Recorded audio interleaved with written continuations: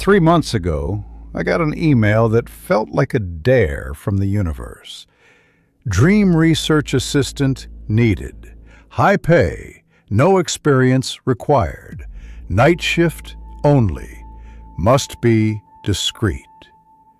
No signature, no interview, just a sterile subject line and an NDA attached in PDF form. I should have ignored it. I almost did. But I hadn't eaten anything but instant noodles in 4 days, my bank account was in the double digits, and my landlord had already taped the second eviction notice to my door. I clicked. 2 days later, I was buzzed into a warehouse compound on the industrial outskirts of town. The building was brutalist. Concrete slabs, rusted piping, surveillance cameras on every corner. Inside, the air was thick with chemical sterilizer and old electricity. They sat me in a room with no windows and one flickering overhead light. The NDA on the table felt like a trap. You will not disclose the nature of the work, the equipment, or the subjects. You will not attempt to identify any of the parties involved. You will not ask questions. I signed. I needed the money, needed the silence. The lab itself was minimalistic to the point of being inhuman. 2 ergonomic chairs bolted to the ground, 2 high-res monitors that never flickered, 1 machine, dome-shaped, metallic, covered in glistening black wires that pulsed faintly like they were alive. Mimir Neural Sync Unit, the engraved plaque read. They never explained how it worked. They just told me to sit down, put on the headset, and watch. And so I did. From 11 p.m. to 5 a.m., night after night, I synced with strangers' dreams and watched them unfold like crude indie films, half-finished and distorted. Most were nonsense. A woman reliving her wedding while her groom's face morphed into a golden retriever. A man sinking in a bowl of milk and Cheerios, gasping as raisins formed storm clouds overhead. One guy just sat in a red velvet chair in an infinite desert, motionless, as sand slowly buried his legs. None of it made sense. I didn't care. I logged colors, symbols, emotions, tags. Detached, clinical, efficient. Then came shift 27. That night, I blinked into sync, expecting another carousel of weird subconscious sludge. But instead of chaos, the dream opened with a corridor of mirrors. It wasn't a hallway. It was a tunnel of reflections, stretching endlessly in both directions. Each mirror was the size of a door, tall and wide. But what they showed was wrong. They shimmered like water disturbed by wind, their surfaces distorting like melted chrome. And the reflections, if you could call them that, were broken. In one, I saw myself with 3 arms, one of them twitching unnaturally. In another, my eyes were sockets of dark fire. In a third, I was smiling so wide the corners of my mouth reached my ears, teeth like shards of glass. Then he appeared. A man in a dark hoodie. Motion slow, deliberate, almost reverent. His reflection came before he stepped into frame, like the mirror anticipated him. He walked along the corridor, never looking into the glass. But the mirrors followed him. The distortions warped tighter as he passed, like the reflections were reacting, seizing up in his presence. He stopped at one panel, one that showed nothing, just blackness, pure, static void. And then he stepped into it. A cold pressure gripped my chest. The sync unit buzzed hard, like an old CRT monitor cracking on. Suddenly, I wasn't watching anymore. I was inside. The air shifted. Sound dissolved into a high-pitched ringing. I stood in a room I knew too well. My apartment, exactly as it was in real life. The dent in the refrigerator door, the faint mold under the windowsill, the faded carnival photo of me and my sister framed on my desk.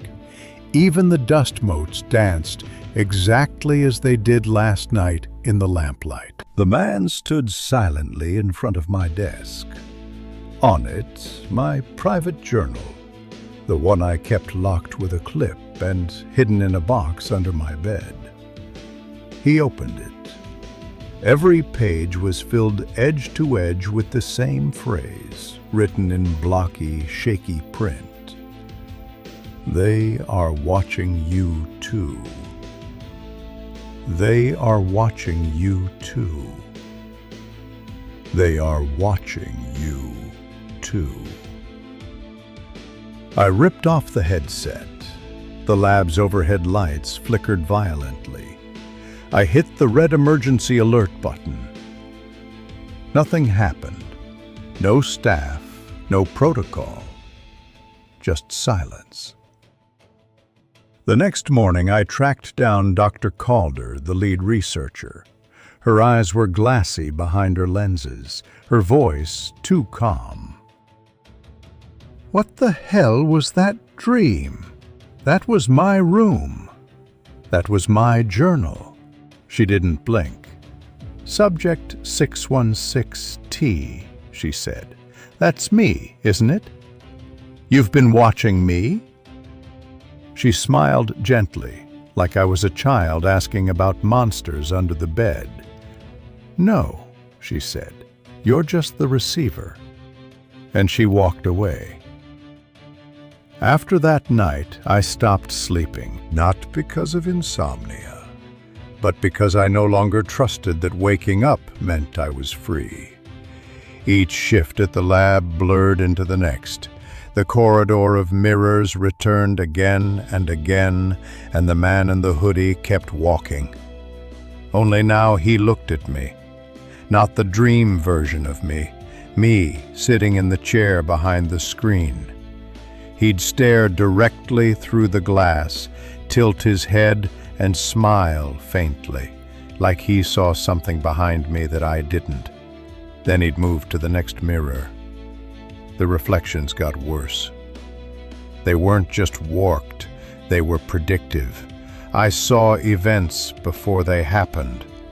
My supervisor spilling coffee on her laptop, a tire blowing out on my bus ride home, a cracked phone screen that hadn't cracked yet.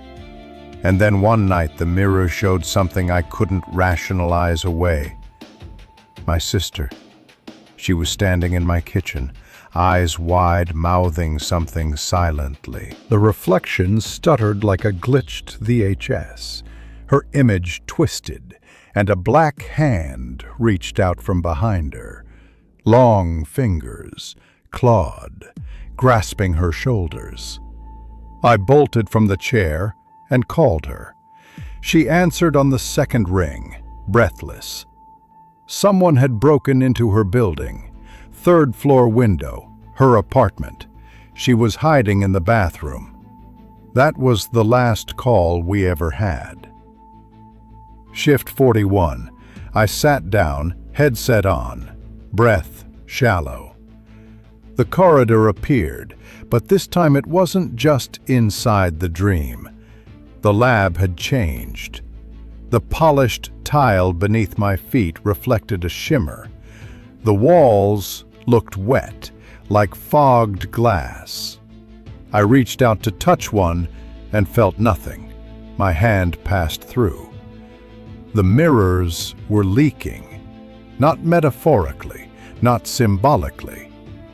Physically. The next dream began before I blinked. He was there again, the man. But now I recognized him. Not his face, that was still hidden, but his gait, his hands, his height.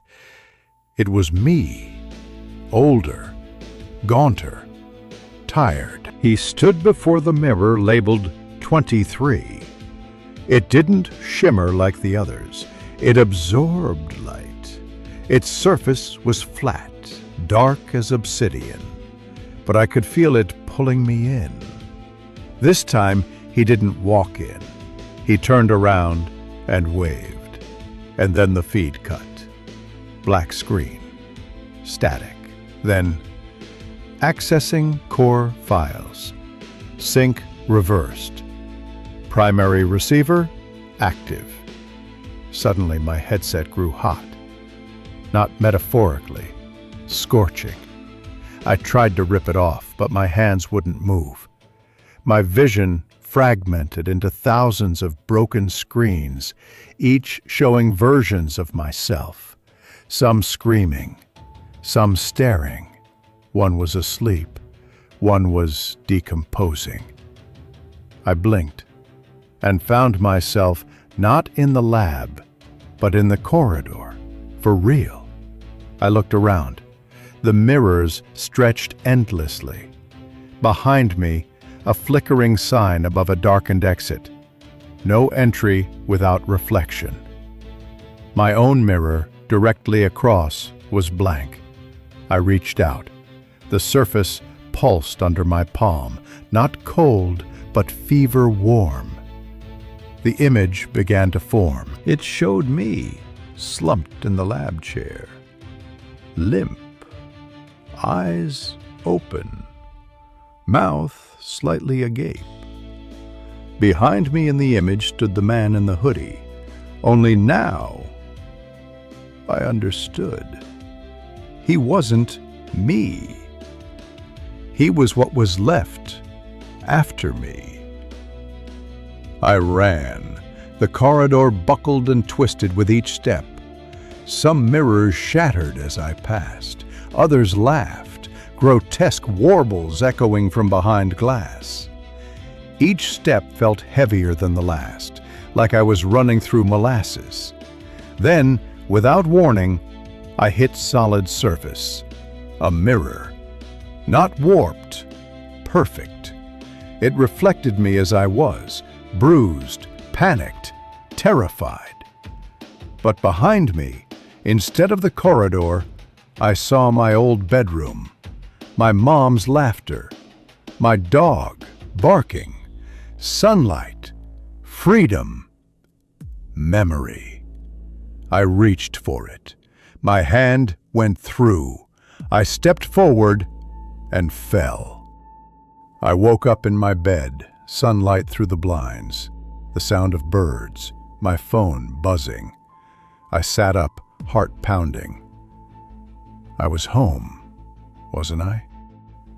I looked at my mirror, the one across from the bed. It shimmered just slightly. And in it, I didn't move. The reflection stayed seated. And then it smiled.